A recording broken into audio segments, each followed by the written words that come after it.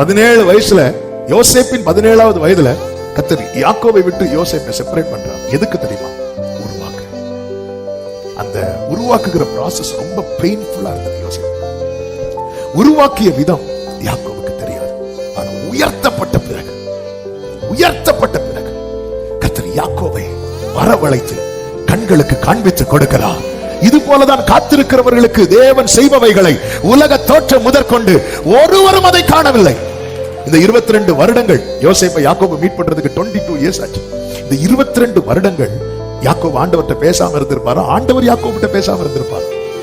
ஆமென். பல நேரத்துல அந்த பகுதியெல்லாம் மெடிடேட் பண்ணும்போது எப்படி தோணும்னா, ஆண்டவர் அட்லீஸ்ட் இன்டைரக்டாவது சொல்லியிருக்கலாம். அவனே எழுதிட்டு இருக்கிறான், சொல்லியிருக்கலாம் ஆண்டவர், நீங்க சொல்லியிருக்கலாம். சொல்லவே மாட்டான். ஏன் சொல்ல மாட்டாங்க? நமக்கு தெரியாது, நமக்கு புரியாது.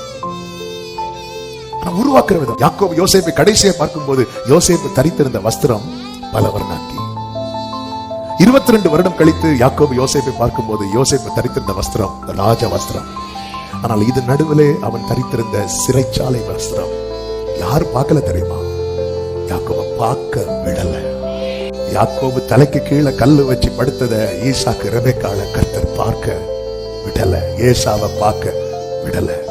ஏசா வந்து யாக்கோபை பார்க்கும்போது யாக்கோபு வெறும் கோலும் கையுமா இல்ல, 2 பரிவாரங்களை உடையவனாய் இருக்கிறார். யாக்கோபு வந்து யோசேப்பை பார்க்கும்போது யோசேப்பு அடிமையின் வஸ்திரத்தை தரித்தவனாய் அல்ல, ராஜ வஸ்திரத்தை தரித்தவனாய் இருக்கிறார். சில கண்களுக்கு தேவன் இன்று நம்மை மறைத்து வைத்திருக்கிறார். நாளை கர்த்தர் நம்மை வெளிப்படுத்தும் போது இது கர்த்தராலே ஆயிற்று. எத்தனை பேர் விசுவாசிக்கிறீங்க?